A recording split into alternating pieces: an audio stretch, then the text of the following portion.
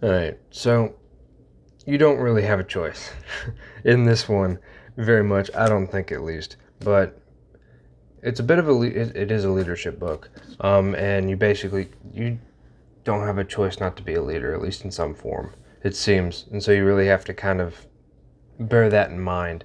But anyways, this book is Extreme Ownership: How U.S. Navy SEALs Lead and Win by Jocko, Wilink, and Lief. Babin. Here's a cover if you want. But why you should read the book, right? And this one will be a direct quote from it. So once people stop making excuses, stop blaming others, and take ownership of everything in their lives, they are compelled to take action and solve their problems, right? And this is on the back cover. Also, the lessons in this book are applicable to life in general, and not you just need to be the best leader possible, right? For what, even if it's just your family, your relationship, what, or something like that. It doesn't necessarily have to be like a Fortune 500 company or an elite warrior group, whatever, right? You have to lead in some form, even if it's just you, honestly. And kind of the principles discussed in this book should be foundational, period, to anyone, let alone it being in such a format that has a really good narrative to it, so it really helps it stick too. But anyways, so who are the authors, right? So Jocko Willink and Lief Babin, they're both U.S. Navy SEAL officers, I believe retired. And they were part of SEAL Team 3's Task Unit Bruiser. This book has 2 editions, actually. They revised some of it, it seems. So the first edition was in October of 2015, and then the second is in November of 2017, a couple of years later. And what to expect, right, in this book in general. So basically, hard-learned leadership lessons applicable to business and life, right? And so that being said, each kind of principle that they give, but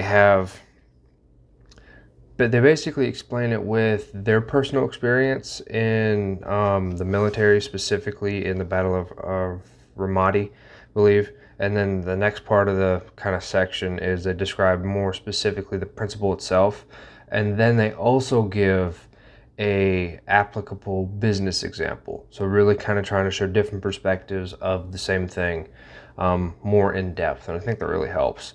Because the vast majority of people aren't going to relate to the military example, but they are going to say like the business or regular life example or whatever it may be, right?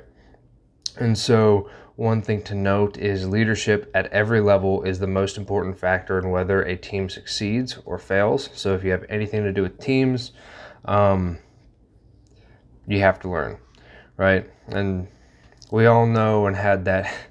I think at the bare minimum, the principles in this book would help you not be that kind of very poor supervisor it seems like everyone has had at some point in their working life. At least you won't be that guy, right?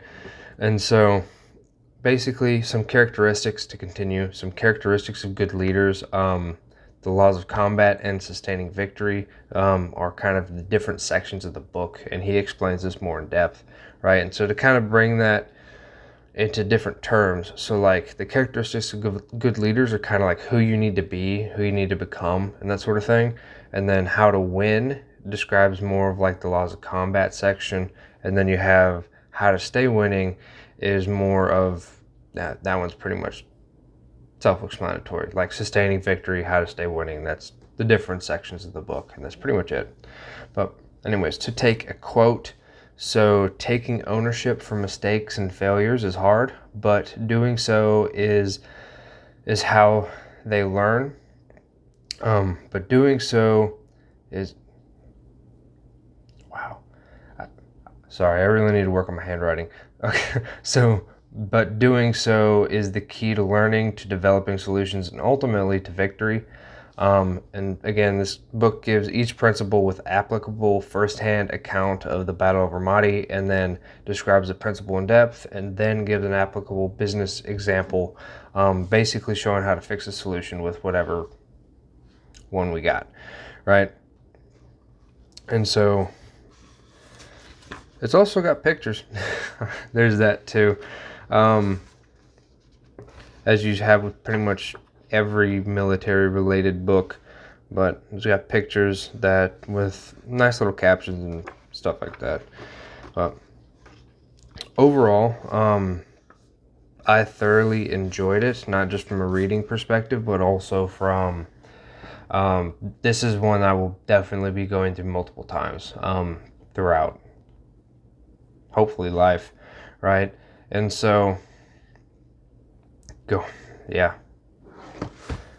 I like to, once I go through a book once, I'll just kind of, let it fester, I guess. It's not the best word for it, but let it just kind of sit for a while, especially if it's one like this, and then kind of let things kind of synthesize and work it into what I do and how I act and so on. And then, especially like after a while when it seems to kind of fade, I'll pick it up and read it again and basically just continuously actually try to put it into action, because just reading stuff doesn't really do much. Yes, it can make you aware of things, but you only remember, like, I think there was a study forever ago, I think, that only like 10% or so of what you read actually goes into long-term memory, like things that you can remember like multiple months out at a bare minimum, let alone years, right? So you need to refresh for one and actually apply it and make them habits and so on, right? That's something that you need. And then also it's just to try not to make a final comment on the book itself of extreme ownership.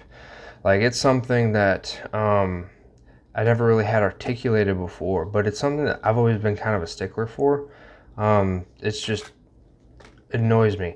Not against the principle itself, let me explain. But basically, like, if you have some form of, let's say crew chief, whatever it is, a leader of some group of workers, doesn't matter. And so if anything goes wrong, it's the leader's fault, right? And if it doesn't matter what it was, like who actually did it, it was like, okay, some subordinate misunderstood how to do something, but the leader takes ownership for it, right? And then within that group, that person who also physically did it and didn't understand something, he also needs to take ownership of the fact that he didn't know how to do it, right?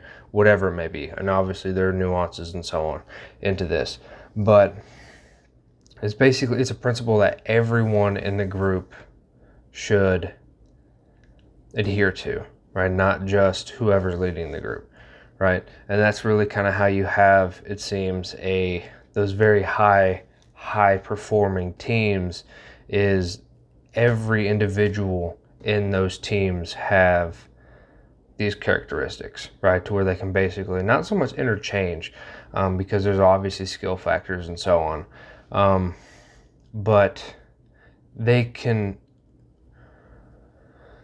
operate as a coherent unit and deal with something called decentralized leadership as well, to where there is responsibility throughout the entire hierarchy if you have it. And so just things to look out for.